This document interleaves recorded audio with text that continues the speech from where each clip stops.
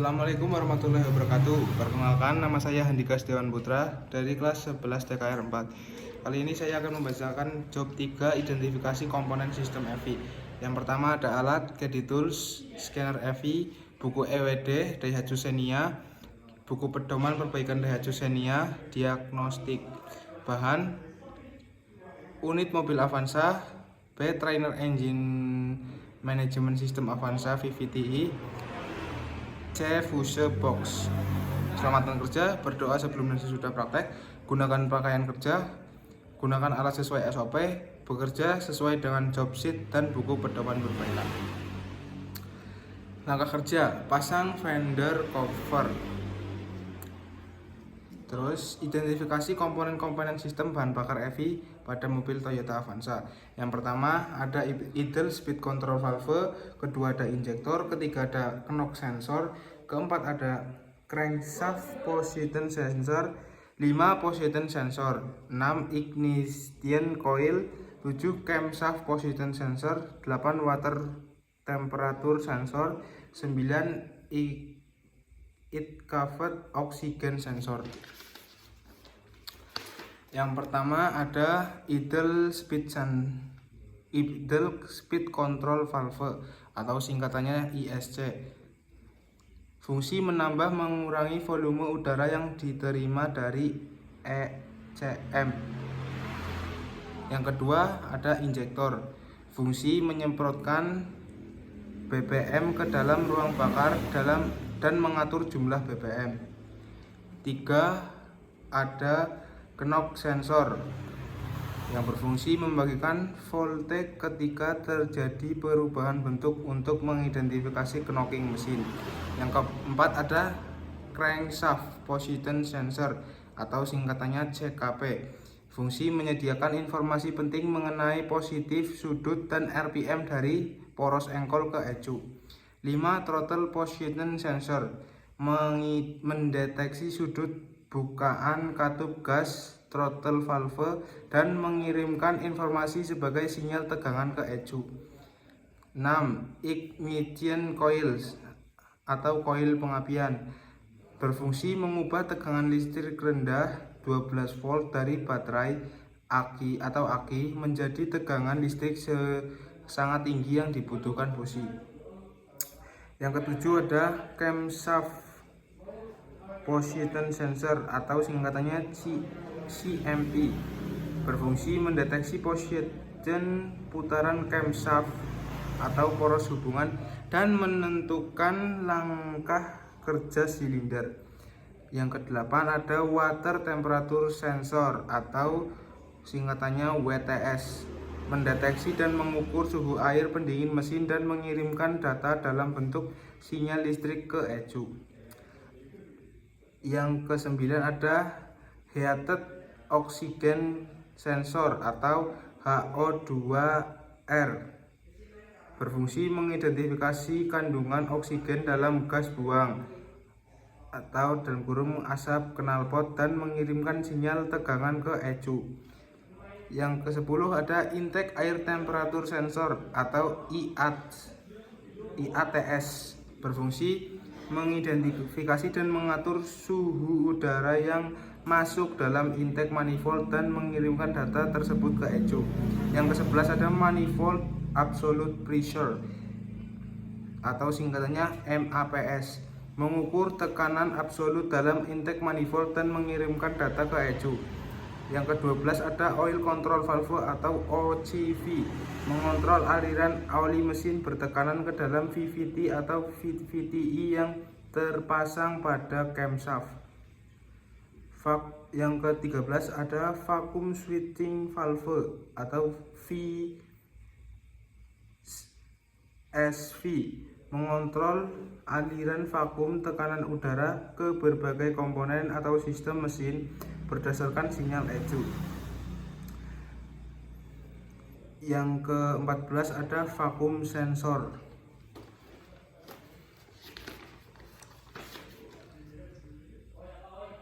B. Memeriksa lampu check engine atau MIL manufacturing indicator lamp. Letak dashboard. keadaan normal. Saat kunci kontak on, lampu cek engine menyala. Ketika mesin hidup, lampu cek engine mati, berarti mesin normal. Jika lampu cek engine menyala ketika mesin hidup, berarti ada problem. Hasil pemeriksaan, lampu mati saat mesin menyala. Kesimpulan, masih normal. Gunakan buku manual servis. Tentukan letak dari EV main relay atau fuse block. Tentukan letak dari fuse EV atau fuse block. Gambar letaknya. Pemeriksaan relay. Pemeriksaan hubungan kontinuitas relay. 1. Gunakan ohmmeter. Periksa bahwa ada hubungan antara terminal 1 dan terminal 2. Bila tidak ada hubungan, ganti relay.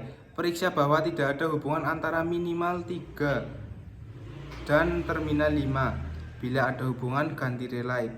B. Memeriksa kerja relay. Gunakan tegangan baterai, hubungkan terminal plus baterai ke 1 dan terminal min baterai ke 2. Dengan menggunakan ohmmeter, periksa bahwa ada hubungan antara terminal 3 dan 5. Jika kerja relay tidak sesuai dengan spesifikasi, ganti relay. Pemeriksaan fuse EV. Hasil pemeriksaan 0 hambatan, kesimpulan masih bagus atau normal. Pemeriksaan EV main relay. Hasil pemeriksaan 0 hambatan, kesimpulan masih bagus. Menggunakan scanner pada mobil Avanza mesin K3VE. Pengenalan istilah DTC atau Diagnostic Trouble Code dan DLC. Data Link Connector. Membaca DTC Diagnostic Trouble Code. PO105 manifold absolute. Status current. PO120 throttle sensor sinyal. Status current. Memperbaiki turtle. 3. Menghapus trouble dengan scanner clear fault dead atau reset. Membaca data steam. Data putaran mesin. Kondisi mesin idling 11.05 rpm. Standar RPM 700 sampai 800 rpm. Keterangan standar. Data putaran mesin. Kondisi mesin idling 1105 sampai 2000 rpm. Standar 700 sampai 800 rpm. Keterangan tidak sesuai. Throttle absolute opening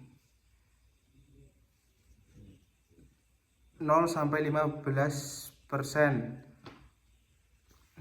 Terus standar 0 sampai 15%. Kondisi mesin idling 0%. Masih baik. Manifold absolute pressure standar 30 20 sampai 40 kPa. Kondisi 30 kPa, masih baik. Temperatur udara masuk standar 40 derajat. Standar sama dengan udara selektor. Kondisi 40 derajat, baik. Coolant temperatur standar 80 derajat sampai 102 derajat. Kondisi 85 derajat. Sesuai standar. Ignition timing advance standar BIDC 0 sampai 10 derajat. Position neutral idling. Kondisi 5 derajat, masih baik. Injektor valve volume minimal 0 maksimal 32,64. Kondisi minimal 0 maksimal 32,64, masih baik. 8. Front 2 sensor standar kondisi 0,42. Standar 1 sampai 0 ISO, masih baik. 9. Baterai voltage 13 volt. Standar minimal 0 sampai max 65,5 volt, masih baik. VVT position 0,22 derajat CA, minimal 0, maksimal 160 derajat, masih baik. Kesimpulan, ada yang sesuai dan tidak standar.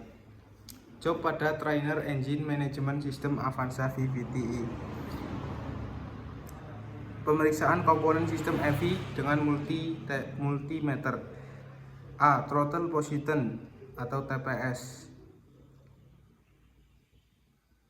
Periksa E2 sama dengan VC standar 2,5 sampai 5,5 kilo ohm. Hasil 4 kilo ohm. Kesimpulan masih normal. E2 VTA THW. Posisi throttle tertutup penuh. Standar 0,3 sampai 5,8 kilo ohm. Hasil 0,3. Kesimpulan masih normal. Periksa E2 VTA THW. Posisi throttle terbuka penuh. Standar 1,98 sampai 9,16.